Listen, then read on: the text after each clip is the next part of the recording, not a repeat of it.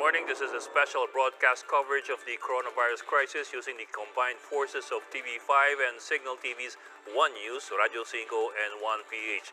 Also joining us on occasion will be our One News partners from the Philippine Star and Business World. Schools may now choose to forego fourth quarter exams amid the disruptions caused by the COVID-19 pandemic.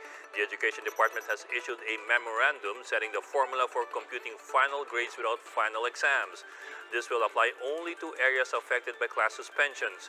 While graduation rites and moving up ceremonies are not prohibited, DEPED Secretary Leonor Briones also reminded schools to strictly observe social distancing.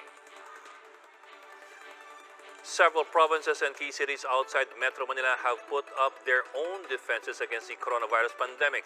The following areas are now under community quarantine: Davao de Oro, Davao del Norte, Lanao del Sur, Cotabato City, and Cebu City. Pangasinan, Abra, San Jose del Monte in Bulacan, Baguio City, La Union, and Ilocos Sur are also placed under community quarantine. Meanwhile, Negros Oriental and Negros Occidental have closed their borders in a bid to prevent the spread of the coronavirus disease.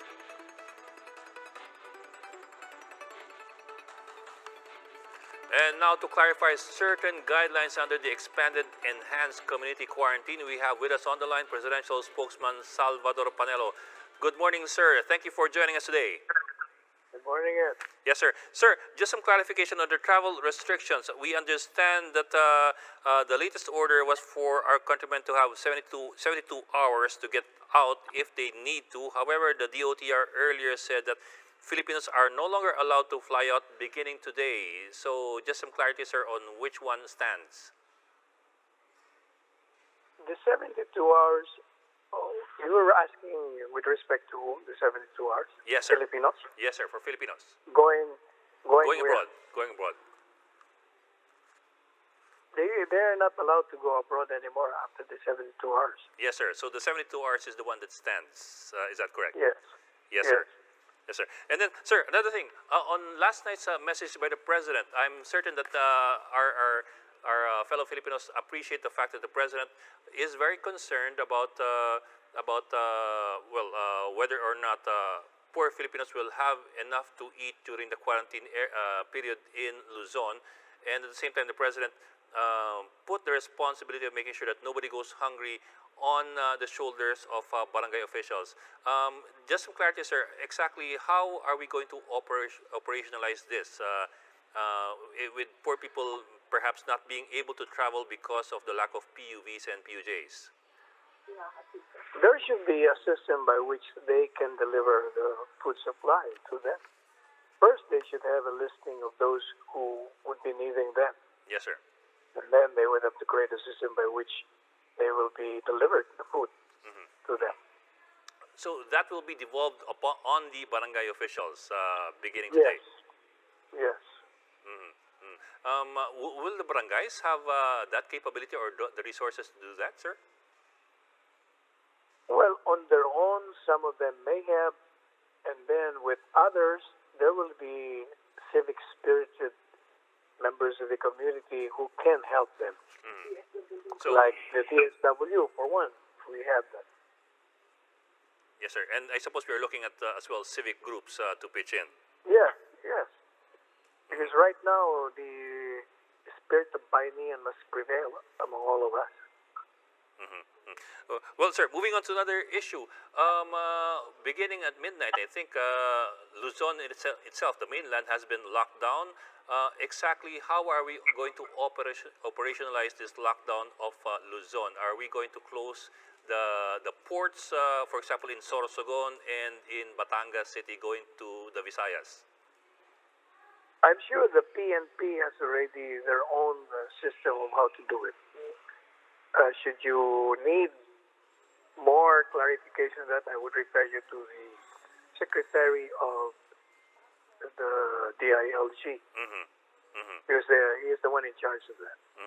Okay, sir. Sir, now in a survey, the quick survey we did this morning as to whether or not people are out in the streets, it seems that there are already some issues with regard to how, well, for example, how people are able to, especially those belong to the essential sectors, health workers, people working in groceries and supermarkets, they're having problems traveling from their places of residence to their places of work. Again, we're talking here about essential workers. Is there any way by which government can make sure or can deploy, for example, army trucks or MMDA to shuttle these people around? Yes, in fact, during those strikes, you remember the government has provided transportation for them. I'm sure the ILG Secretary as well as the Secretary of National Defense would be doing something about that. Yes, sir. And then, sir, another question here is, paano po may enforce yung one person lang per household ang pwedeng lumabas? Hindi pa mahirapan yung PNP? Hindi naman. Siguro, kung halimbawa, pupunta ka sa palengke o sa grocery, siguro yung authorize lang ng kung sino doon sa bahay, kung sino ang pwede. Sir, what about the president? How's the president doing? Is he staying in Manila? Is he quarantined in Malacanang? He is staying in Manila.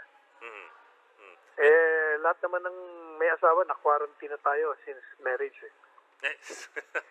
Sir, okay, sir. Ikaw ba, hindi ka na quarantine? I will try to relate to that. Sir, have you heard about Mig Zubiri?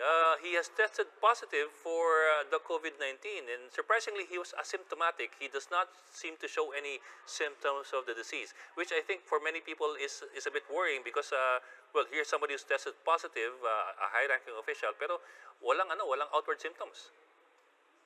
Yes, and that dramatizes the importance of the social distancing, the protocols on hygiene. Kasi kahit na you're conscious of yourself, hindi mo alam kung saan papasok yung virus sa katawan mo.